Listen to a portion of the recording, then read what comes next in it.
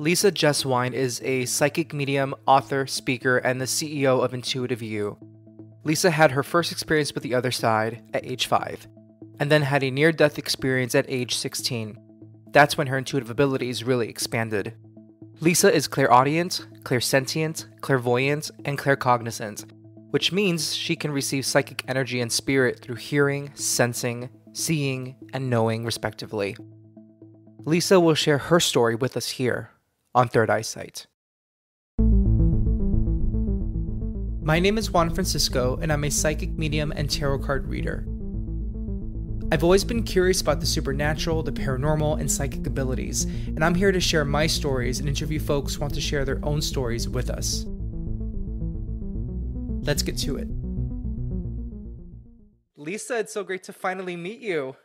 It's good to finally hear your voice just one-on-one. I watch your videos, love your vibe, love your energy. Glad I get to talk to you. Well, thank you. And, I think I actually discovered you through Hannah McIntyre's podcast. And I think that's how we connected a couple years ago. So I love her podcast. I loved hearing you on it. So I'm really excited to chat with you. So first and foremost, would love to know where you're based and what your work entails. Well, I am based. Everybody just hold up your hand because it's Michigan. So we always say, where are you from? And then we point at our hand. So here in Michigan, I'm just outside of Detroit. And and I'm sorry, what was the second question? Yeah. What your work entails as a psychic medium. Oh my God. What does it Big entail? question. Just about everything. You know, I have been doing readings for well over 30 years. But I have been doing this full time since the start of the pandemic. So, I read about 2 people a day, if that, just because energetically, and you can attest to this. Sometimes it gets really draining and we have to take care of ourselves. So, in my daily life, I attend to people, hoping giving them inspiration and guidance, but also holding space and grace for them, because a lot of times we're also connecting with their loved ones on the other side, and that can be very traumatic and emotional. So there's a lot that is involved in someone calling themselves a psychic medium.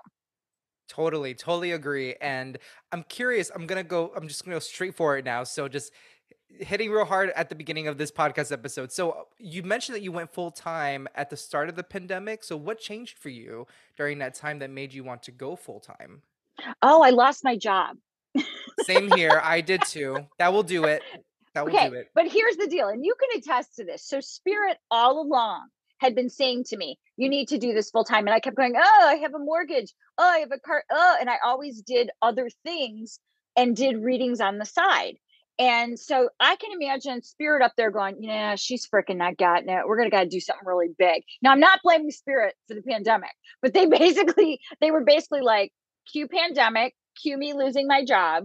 And I was actually in this room that I'm talking in right now, and I was on my knees and I was crying and I was saying, I don't know how you want me to do this. I have a mortgage. And Spirit goes, it's not your job to know how. It is your job to execute the plan. And I went, oh, okay, what's the plan? And they said, we're going to help you take the next right step. Because I already had 30 years worth of clients. I just didn't think of this. Nobody grows up and goes, hey, guess what? I want to be a psychic medium. It sort of finds us, right? Yeah, totally. You know, Believe me, it did. they have that little box to check about what you want to be when you grow up where it says psychic medium. Can you imagine? Firefighter, policeman, psychic So, medium, huh? Like, no, you're right. It finds us. It does. It does find us. And so I had to put aside my own fears and be courageous enough to say, Spirit has repeatedly, time and again, shown me that they have my back. Why am I doubting it at this point? Just because it's terrifying. And so I just had to put that aside. And okay, here we go. We're just going to do what I've always done for 30 years. We're just going to do more of it, and we're going to get more into it. So that's how it came about. I sort of, I stopped resisting. How's that?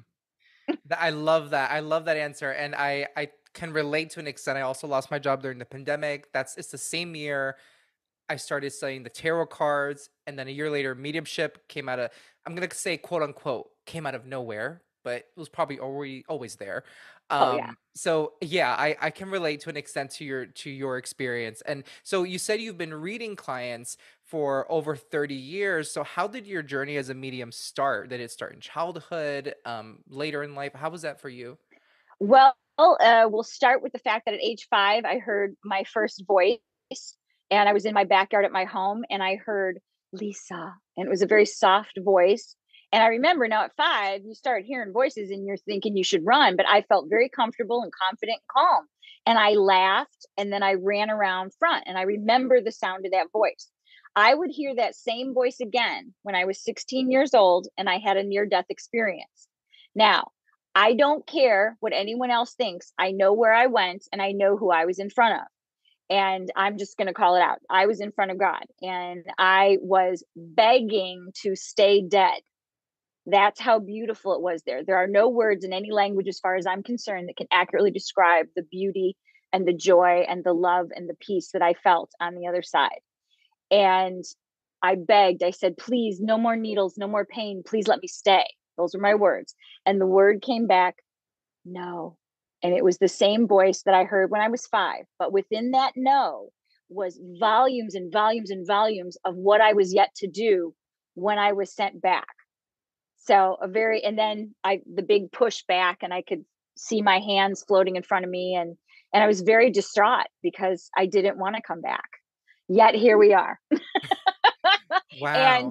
when I came back, things were clearer, because also at 5, not only hearing my voice, I saw my spirit guide for the first time.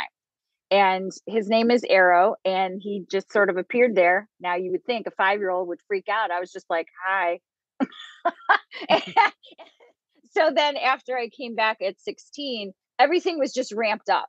And I realized that not everybody is as open and accepting to this, and that there were people who thought that I was, not, it wasn't according to God's law and all this. But I was like, but I talk to God. Like, what? I'm thinking it's okay. Mm. So luckily I did come from a very accepting and loving family that allowed me to just be me. And I started studying it in my late teens, early 20s. And, yes, this is back before the internet. And so it was a lot of experiencing things firsthand. And I gave my first reading when I was in my mid 20s, quite by accident. I was sitting across from somebody and I heard someone say, tell him, hi, this is Brenda. Tell him I'm fine. And I'm thinking to myself, I am not telling this complete stranger a damn thing. And so we were eating at a table and I picked my food up and I went to another table. And this man literally picked his food up and came over to the same table I was at and sat across from me again. And Brenda says, listen to me. And so I said it to the man, and he said, that's my sister. She just passed away. And I just freaked out and I said, I don't know what I'm doing. I don't know what I'm doing. And I tried to get up and leave. And he grabbed my hand. He goes, yes, you do. Just sit here and talk to me. So that's how it literally all started. Wow. Oh, that's such a Yeah. beautiful story. Oh my goodness, that's Yeah. beautiful. And may I ask you a little more about your near death experience? Because it's Absolutely. yeah. So I've actually made it a point to start interviewing more folks to talk about the near death experiences on the podcast, just about that. But of course, we're going to talk about that and way more with you. But could you describe what you experienced? You met God, and I totally believe you. Um, Face to face with God. Like, what was it about where you were that was so beautiful? I know it may be hard to describe in words, but to the best of your ability, how would you describe it? I would describe it as complete acceptance. So I had had 5 grand mal seizures and I've had a lot of surgeries and stuff like that. So when I crossed over and I said the words, no more needles, no more pain, it's because I had gone through a lot of that, almost a lifetime, even as a 16-year-old. And it was a weightless feeling, very much like an astronaut. I could, when I was going through the light and through the tunnel, I could see things out of my peripheral vision fly by me very fast, as if there was things flying really fast by me. And I remember trying to turn my head to look at them, but I could not turn my head because I didn't really have a head. I know that sounds strange, but and then the pull to the light was this gorgeous vibrating essence as I got closer and closer and closer. All I could say was think to myself was, oh my goodness, this is the most beautiful feeling I've ever felt in my life. And then as I crossed over into the light, I was held in place, like as if you're pushing forward and someone's stopping you from moving forward. And then that's when I started to get distraught because I wanted to go fully into the light all the way. And that's when I talked to God and I pleaded, can I stay? And was told no. And so it's nothing and everything all combined about how you feel on that side. But there it is so loving and so peaceful and wonderful. Like it's no wonder I'm in this business because I'm like, I can definitely tell people your loved ones are in a beautiful place. Wow. Absolutely beautiful. I didn't even think, that makes so much sense that I didn't even think of that, that you've been to that beautiful place, and so you can tell folks, like, "I know where they are, and I've been there." I Hmm. mean, and whether you say that in a reading or not, but I'm not sure, but you I you do. you have that full confidence to say that, and when you came back, and first of all, I've heard, as I'm sure you have, I've heard many times that people who have had near-death experiences felt distraught about having to come back to the physical body because it was so gorgeous, such a gorgeous feeling there. Um, when you came back into your physical body and when you shared your experience of people around you, whether at that moment or later in life, did you what were the responses that you got, or what was it like to share that with people around you? I sort of kept it to myself for a couple of days, even though I know something very traumatic had happened to my body. Because when I woke up, I was my wrists and my ankles were tied to a gurney just to keep me from having the seizures up off. So I knew something traumatic happened to my body. Yet I felt beautiful when I was over there. Um, and I think I approached it either with my sister. I have a twin sister, and they all just accepted it. Nobody said, well, some of them, there was a few medical staff that said, oh, it's probably the anesthesia. It was probably this. No, it wasn't. It was not in any way, shape, or form. I've had a lot of surgeries and I know what anesthesia feels like. And it Yeah. wasn't that. And what I loved about the way I was treated within my family was they allowed me to figure it out myself. Nobody came to me and told me this is what it was.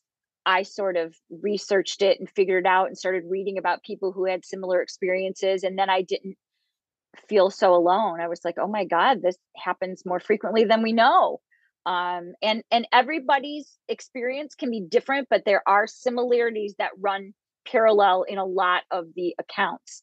The bright light, the tunnel, the weightlessness, the feeling of dread having to come back. So there's a lot of that, and trying to see things, um and sometimes actually having actual people there. I don't think I was gone long enough to have people visit me there, because I think God was like, chop chop, we got to send you back, you got a lot going on.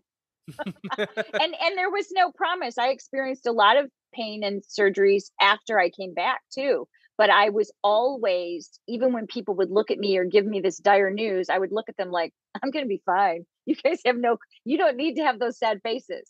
I've been told I'm supposed to come back and I'm still discovering that reason. So, um, that was the beauty of it. Just such a cool thing. Yeah. And I can just now get to it where I can talk about it without welling up with tears, because Mhm. because the feeling used to come back every time I told the story, and now I can do it with just a sense of peace and joy. So, thank you for asking about it. Well, thank you for sharing that story, and being vulnerable enough to share that story. And what a beautiful thing, because I think, well, sometimes what I read about in these near death experience stories is people who come back, they're already feeling that distraught because they have to be back in their physical bodies, and then in addition to that, some of them feeling like people around them, their loved ones don't believe them, and they're almost like feel like, Mm, but it happened, and no one's believing them. So it's so beautiful that you have the opportunity to be around family and loved ones who accepted and embraced it. Um, that's a wonderful thing. And the last yeah. thing I want to ask about your near death experience, well, I guess post after the fact, very after the fact, is heaven as, I don't know if we want to call it heaven, let's call it the other side, the afterlife as a place. How do you feel about seeing it as a separate place, or is it among us all the time? How can we tap into that other side? What are your thoughts on that? You know what? I think that's as personal as somebody's faith or belief system. And if someone wants to think of their grandma in a lovely room over there where she's whatever, playing poker or doing what, and that's where their joy comes from, great. If someone wants to say it's all around me at every moment and I can touch them, I believe that as well. So I think it's a very personal choice as to how we think of the other side or heaven or whatever you want to call it. Now I know that there's an influx or differences within religions as well. Um, I about what they believe and how they believe. To me, it's just the most beautiful, wonderful feeling slash space that I've ever been in.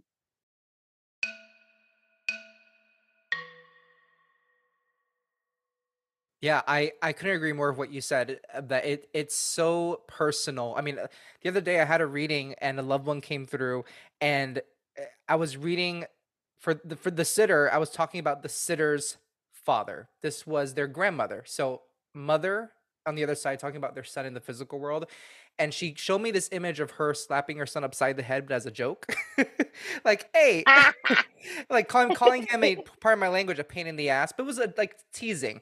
And I know some people would feel like, well, that's offensive, or that, how could they be? But I don't know. I can't explain it. So they can be funny. Sometimes they have me crack a really weird joke or say a curse word or bring up something that's hilarious, something that's from sad to hilarious, all the emotions. It encapsulates everything, right?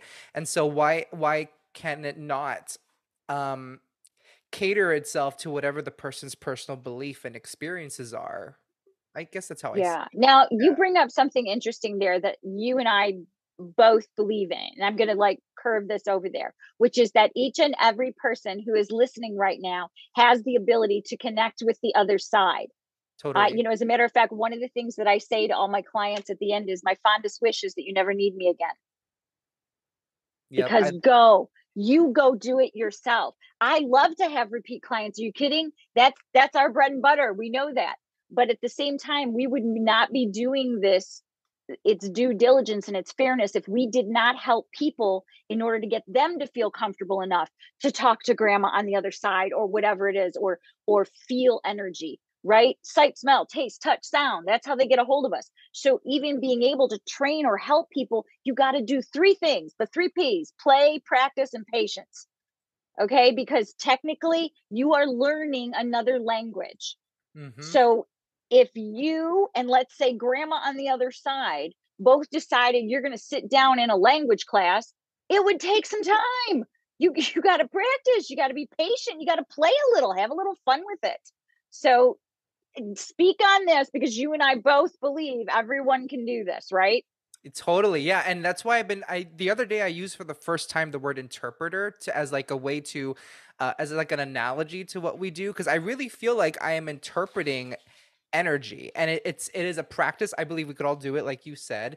Well, how did you come to this conclusion? Because I feel like I used to believe when I was younger, oh, some people are born special with these quote unquote gifts, and then I think in the last few years it's a mix of listening to other people talk about it, like yourself and Hannah McIntyre, and then just based on what I've learned on my own through development, I've come Mm-hmm. to learn that we all have this ability. How did you arrive? Like, did you always believe that, or yeah? Actually, it's very interesting, because also when I was in the other side, or I crossed over, and remember I said there was volumes and volumes of stuff, Mhm. there was something that I recall that sort of, if you think of it this way, and we know this, it is a muscle.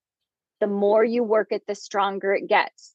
Every person on the face of this earth is born with that muscle. Let's just call it the intuitive muscle for right now. If you don't work it, it atrophies. If you work it, it gets stronger and stronger, and then you get more confident and comfortable. And I always tell everybody, it's like when you go into the gym for the first time and you're comparing yourself to other people, and oh, she's got a cuter outfit, or I don't know how to use this piece of equipment. But it takes time for you to get that comfort level working that muscle. And then you stop worrying about what everybody else is thinking and you start going, oh my God, I'm feeling stronger. My muscle's feeling stronger. I'm sensing whoever this is. I'm picking up on that. Because anytime something goes into your brain like, oh, Lisa, that's stupid. You didn't hear that. You didn't feel that. That is your ego self. I always say it's like having an annoying baby brother or whatever it is. Sorry, baby brothers of the world, but you know what I mean. And you have to tell them, you know what, I wasn't talking to you, ego. I hear you. I acknowledge you. I'm over here chatting with grandma. So I input heard, and now I'm going to continue my conversation, because you're not hurting anyone by feeling this sense of connection with the other side and utilizing that and working on that language. You have to work on it. I've been using this muscle since I was about 5 years old. So that's why. So, and I think it also clicked in one time, maybe about 15, 20 years ago. There was a person locally here, and let's just say she was very full of herself. And she There's a kept lot of saying, those. yeah, no one can do what I do. No one can do what I do. And in my head, I was thinking, well, why not? Of course they can.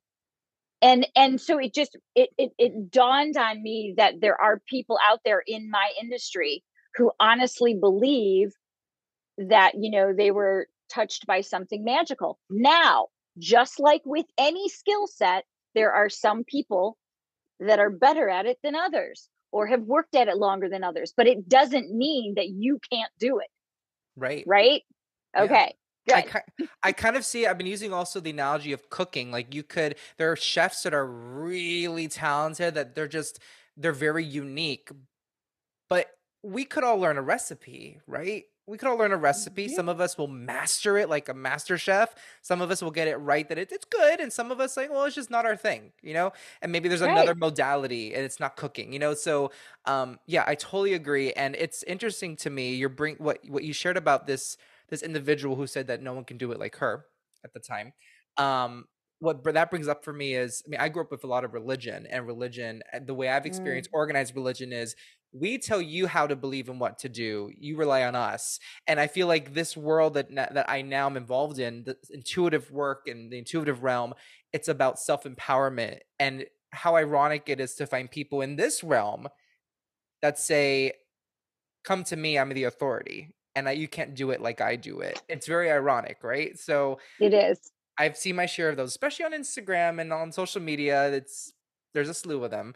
Um, There is. And everybody has to choose their own. If you're looking to either get a reading or you're looking to somehow learn or strengthen your intuitive muscles, you have to approach it as if you're trying to find whatever, the best baker, the best doctor, the best whatever. You got to look through some reviews. You have to see the person. You have to hear their voice. You have to see, do I feel comfortable in front of them? Okay, just because one person might have gotten a stellar reading from someone doesn't mean you're gonna. it, right. it might not vibe. It might not just be the right reader or the right time or whatever it is. So everybody, it's so important that you really take your time before you're getting a reading and knowing why you're getting a reading. Totally, totally. I tell my clients on Instagram, you don't have to come to me for a reading. There's so many of us out there like yourself and other people out there. What you are purchasing really, or what you're getting used to, is like, do you like my communication style? If it doesn't vibe with you, that's fine. There are other mediums to go to. Because when we get to the point of I am the best you can ever see, I don't know. I'll just say it. It gets kind of cultish, like cult of It personality. Yeah. It does a little bit. And I have to ask you about this because back when I first started doing readings, I didn't peg myself as anything because all I knew was I was hearing things and I was reading energy. That was it. I didn't like calling myself. Well, in this world, they want to know what you are, who you are. I don't know. I'm just a lady that reads energy and talks to dead people. But they wanted me to like label myself. So sometimes I reluctantly call myself a psychic medium because I never had to label myself before. Because they'll say, oh, well, this is the right way, that if someone's the right kind of medium, they'll do it this way. And you're like, yeah, I don't believe in that. I believe as long as the client walks away either inspired or happy or having a sense of peace, then the reader has done their job. So we got to stop comparing ourselves to other people, because we have a very specific way we do things. You use cards, but you also use your intuitive, your little spidey senses, all your clairs and all that. Um, so, and everybody is going to do it differently. You just got to shop around a little bit, people. 100%, 100%. Well, I feel like this flows really nicely into my next question. Why did you create Intuitive You, and what is the mission behind your business, Intuitive You? So when I first started reading, um, this was the time where everybody was like, readings by so and so, and they put their name and put some sort of butterfly up there or whatever. And that just wasn't me. And I kept thinking to myself, I want to make the point very clear that they are the intuitive person. I will help you, along the way. But that's why I called my business Intuitive You, so that it became understandable to people that they have the ability to do what I do. So that's why I created the actual business. Plus, my twin is like a marketing guru, and she's like, "You've got marketing." Like, I, I was like, I just want to just read people. I don't want to do all the business stuff. But that's also a part of this industry, as we know. So that's why I started Intuitive You, to call myself something other than readings by such and such. So that's how it all started.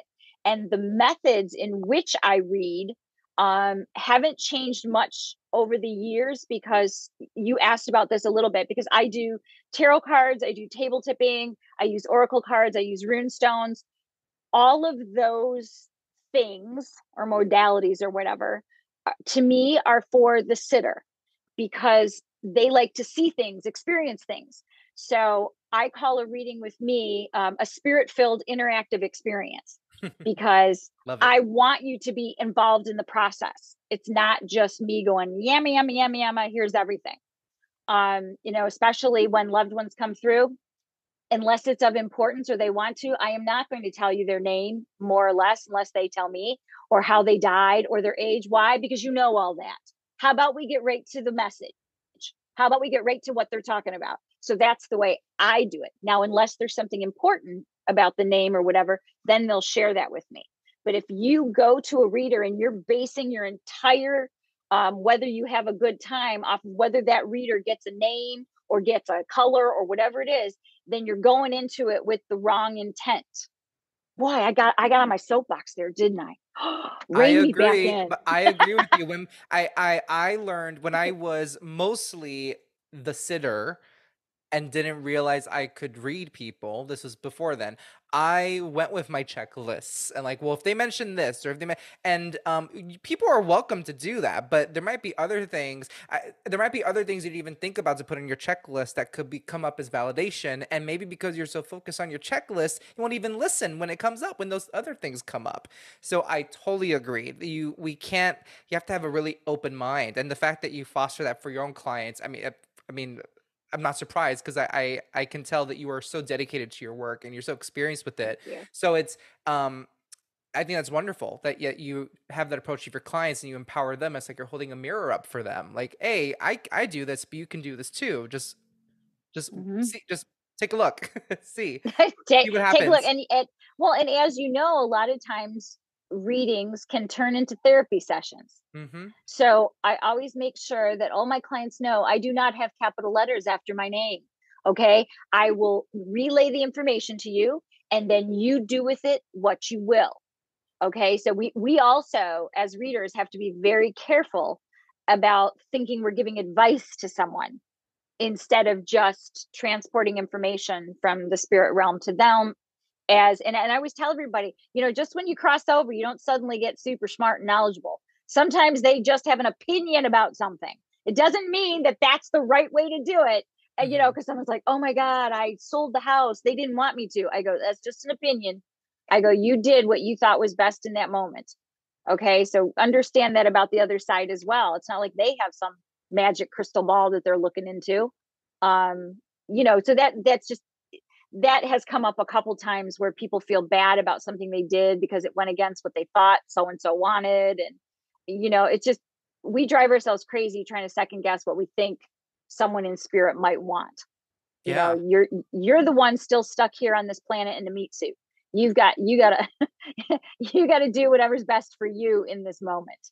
And you bring up a really good point about, we're not therapists, we're not psychologists.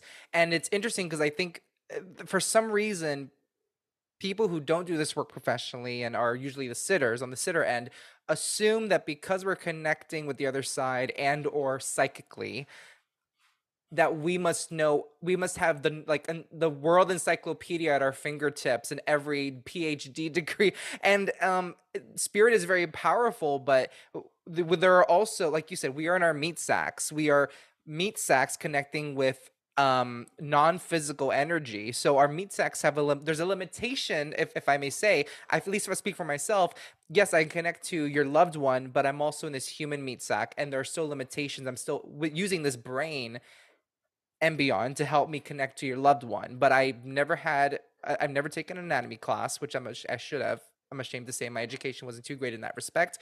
Never taken an anatomy class, never got a PhD in psychology. There are still limitations to me. So you bring a Mhm. really good point. I think there are a lot of high expectations people have for mediums. Yeah, and if we happen to meet some of those, fantastic. But if we don't, it doesn't mean that this industry is a bunch of bunk or ridiculous. It could just mean maybe the reading wasn't right for you in this moment. Maybe I'm not the right reader. Maybe energetically you're not in the right space.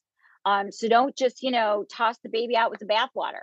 Try something else. Maybe you just need to go to a seminar or read a book or watch a video or something. Maybe you need to go to church if that's what makes you feel closer to energy. Whatever it is, because to me it's all energy, right? Everything's energy. Everything we touch is energy. Mm-hmm. So this is just another way of touching energy and helping it to help you. That's the whole point. If you're sitting in front of a really good reader, they will make sure you are taken care of. And what that means is they're going to make sure that when you leave their presence, you feel better.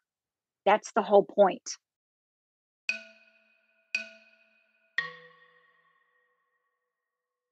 And yeah, and we are a lily pad in their journey. We are not the solution. We are a human helping them connect, but we are not the solution. We're a lily pad. Yeah, I love that. Um, I would like to ask you, delve into some of the modalities you use. So, because you mentioned you've worked with rune stones, table tipping, and I've personally not talked to anybody on this podcast yet who practices rune stones or table tipping. So I would love to hear. Let's talk rune stones first. What are runes? Okay. So runes are just little tiny stones that have glyphs on them or symbols on them. And, it goes back to the Norse gods and all of this. So Ralph Blum, he's the one who's I almost said deck, but whose stones that I have. It is just another form of divination, everybody. It's like having a tarot deck or an oracle deck, but in the form of stones that have little tiny symbols on them. And there's a companion book and you can read about them. It's kind of fun to put your hands in and make all the noises with the stones, and you draw one out, and it's the same as when you use an oracle deck where you can ask a specific question, or you can just say, what do I need to know in my life right now? And they usually ask that you put your left hand in because it's closer to your heart, and then out draw a stone. Now, just as with decks of cards, there's an upright and a reverse meaning. So that came about after I had gone to a class in my early 20s where I was like, what are they using? And I got interested and I went after it. Now, as far as table tipping goes, I saw this done one time, again, back in my late teens, early 20s, and the reader sat with the table off to their right shoulder, and their client was sitting on the other side of it. So they were not facing each other. And I remember as I'm watching this, I went, that doesn't look right. They need to be facing each other. And so I literally just went home and I asked Spirit, am I supposed to do this? Yes. What am I supposed to use? And there is an old TV tray table from my grandma from the early 70s. And I have used that TV tray table forever. Now you can use just about any type of table. Now, the reason I don't sit at a gigantic oak table because it's too heavy. We're not trying to make it hard for Spirit. We're trying to lighten their load. Okay. So what happens is Spirit enters the object, makes it rock back and forth. That's yes. And then if they stop it, it's no. Now, because I also know all of their other communications, there's things like circles, and they do opposite tipping, and they do leaning. And so it is just like using tarot. You have to understand the meaning behind the movements. And then I also use my clairaudience, my clairsentient, everything, so that it goes along with the table. And people will go, oh my God, okay, that person came in really fast. Boom, boom, boom, boom, boom. The table's really going. And then another person can come in really slow and deliberate. And both parties, myself and the sitter, we have our fingertips gently laying on the table, almost like playing a piano, just laying. You don't lean on it. And we follow the motion of the table like a jump rope or a rocking chair. And so because energy is running underneath your fingertips, when you pick it up, it kind of feels tingly or a little heavy or achy sometimes. And that's what I mean by an interactive experience. I want people to feel that because it brings validity to energy and to spirit. So that's my little gig. And then I use oracle cards as well. I always say I could do the whole reading without any of these, but what fun would that be? No, I totally get that. I've been told, someone once told me, "Why, you don't need to use cards. You could just use, yourself." And like I could, but I like. I mean, it's all about what we like, and it's not better or worse. It's just or better, yeah, better or worse. It's just we enjoy it, right? Well, and sometimes if people put a picture or a word with the message, it can sink in a little bit better. Hmm. Right? So they're looking at that tarot card or whatever, and you're explaining what it means.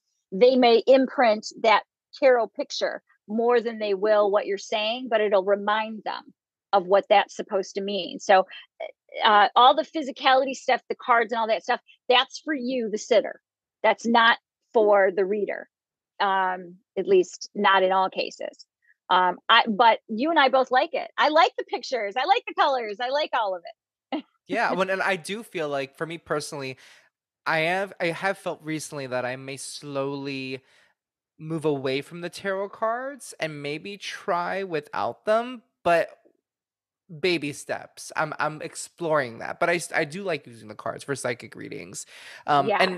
and you mentioned Oracle deck, so I know you have just released your own Oracle deck. Could you tell us about it? I can. It's coming. It's being printed right now. It should be out in mid to late June. So it goes like this, everybody. I'm waking up, normal day, right? And I swing my feet to the side of the bed and I hear spirit. Now, when I say spirit, it's a connection of my main spirit guide arrow and then a higher power. And I hear them say, you're going to create an oracle deck and it's going to be based completely off of abbreviations, initialisms, and acronyms. And I sat there a minute and I literally said, WTF. And Spirit said, exactly. And I said, huh?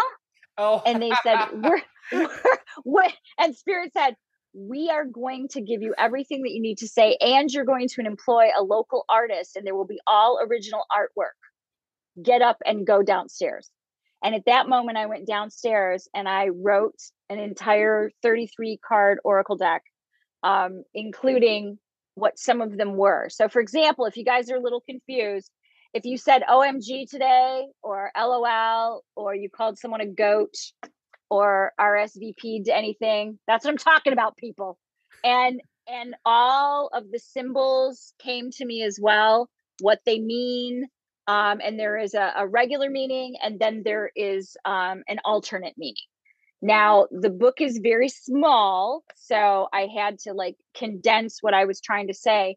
But as with any oracle cards, okay, you can use them as like a message of the day if you want. You can ask a specific question and use it. And then I always suggest that you read both the original meaning and the alternate. And then you got to be honest with yourself, which one of those is more what is coming to you. And so then off I went, and this has been a 2-year baby that is being birthed in June, a 2-year baby, because I didn't know not one stinking thing about how to get an idea out of your head and turn it into actual, here you go. Yeah. No, major Yeah, kudos. I mean, thank it's you. not easy to publish your own deck. There are many decks out there, but I know it's not easy. I've talked to other people who have tried and who have haven't done it yet. have accomplished it. So and you just gave me a sneak peek. They look really lovely, and I love the illustrations a lot. So with this deck, is it a matter of shuffling the deck for your deck, shuffling it, and then picking out a card at random? Is it if you're feeling OMG, do you pick the OMG card? How should a person use it? No, it's always because there's a difference, everybody, between tarot and oracle decks. Okay. Tarot decks have four suits. All right. And there's more specific meanings to those. Oracle decks, you can have an oracle deck made all of animals or flowers or fairies or angels. Spirit just chose this as what I was supposed to write about. So you are supposed to, with mine, you can use it, like you can put them all out on the ground. I always suggest everybody, when you get a new deck, and they always say this, touch each card, get your energy on each card. I said, I don't care if you spread them out on the floor and make a snow angel out of them. Just get your vibe all over them. And then you can have fun with it. You might get up in it, every morning and go, what is my message today? What do I need to know about? And then, oh, look at that. So I picked one in case you can't see this. And this particular card is OQP. Now you might be like, what the hell is OQP? This comes from me listening to Les Brown, who is a world renowned motivational speaker. And OQP is only quality people. And this is about cleaning house. If you have people around you that are not for your highest or best good, and you know who they are, people, you better start sweeping. Okay. So that's part of what this meaning is. So right there in that moment when I was talking to you, I asked Spirit, let me pull a card for everybody out there. And that was the card I pulled, was OQP. So everybody pay attention to who you're letting in your world there. I could always use an OQP. So Only well, quality people, everybody. yes, yes. Well, congrats on the new Oracle deck. Can't wait to see it published and released. So it was so exciting to get a sneak peek of that. And I could share more information on that in the show notes for the episode. As we wind down our episode now, I would love to hear from you. What advice do you have for someone who is just now starting to discover their psychic abilities? What would you tell someone who's saying, "I think I may be psychic"? We did discuss that we believe everyone's psychic, but let's talk about someone rediscovering their abilities. Like, I think I may be psychic. I think I may be a medium. Where do I start? What do I do? Okay. First thing I would tell you is don't get too hung up on whether you have psychic abilities or mediumship abilities.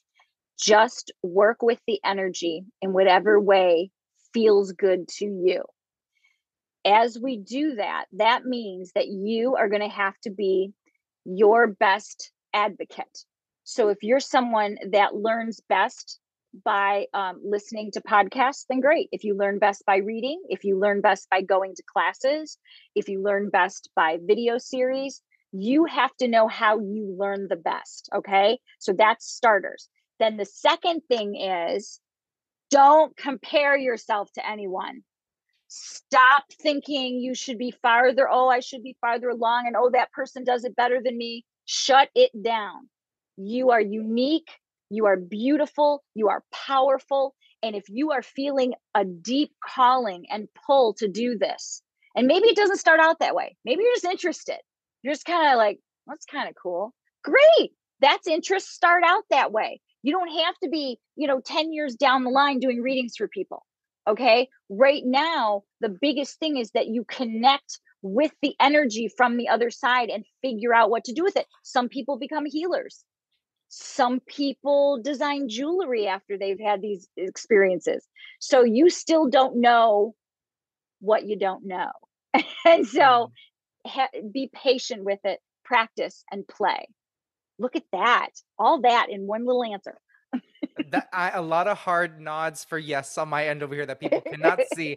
Um, yeah, I absolutely agree. And the way I've been as of now, how I see psychic energy and ability is we all have the ability. I think when it becomes a gift is when we find our niche, our the thing that we like. Like we all have the ability to read psychically, read other people, read other beings psychically. The gift is, well, do you prefer mediumship? Do you prefer runes? Do you prefer cards? Do you prefer aura readings? I think that's the unique gift each person can adopt or Right. have. And if But you guys don't think you have it, how many of you have walked into a party and you didn't know someone, but you're like, I don't like that person. I don't want to be around, and you don't even know them, but you're already reading the energy off of the person. We've all had deja vu moments. We've all thought of someone and the phone rang. So Yep. it's there, it's in you. Now you just get to have fun exploring how you bring that out of you and what's the purpose for it in your life. You don't need to have a near-death experience to be a reader, okay? Just knock on wood. yeah, you don't. I can guarantee that, darling. Yeah. Well, I agree with you 1000% of everything you just said. So how can our listeners find out more about you and your work? Well, you can go to intuitiveyou.net. Oh, my sister would be so proud. I'm marketing right now. So Intuitive You is spelled out intuitive and then the word whyyou.net. And you can see some testimonials about me. You can schedule a reading with me. I do Zoom and FaceTime and phone. In person's my favorite, but not everybody lives in the mitten. So I understand that. And yes, the table still works. Even if you're I've had clients in England and Spain and Germany and, all over the United States. So yes, it works because it's energy. Just make sure that if you decide you want to have a reading with me, that you come with a purpose in mind, even if it's just, I want to ask questions. I have curiosity about it. Because what I won't tolerate is someone coming just to test me, because spirit will out you in a hot minute. And they have in the past, because that's not the right reason. So go play around with someone else that way. I don't have time for that. But I would love to see you, whether it's via Zoom or in person. So that's how you get a hold of me. That's how you schedule reading. And there's a contact page. So even if you have a question like, oh, I heard you on the podcast and you said this, what did that mean? So go ahead and ask me a question. That's cool. We can make that happen. All right. How did I join my marketing one? Tell me. Sounds good to me. Listen, I work in public relations for my 9 to 5. That sounded good to me. And listen, it's funny because I work in public relations, but I'm not good at PRing myself. Ironic, but I guess that's also the Gemini in me and a lot of self-worth stuff to work through. But that's for another day, another conversation. Gemini. No, I loved I'm a Cancer. Okay. So, yes. Okay, cool. Little mothers of the zodiac, and I love my Gemini friends. So you Geminis get a bad rap.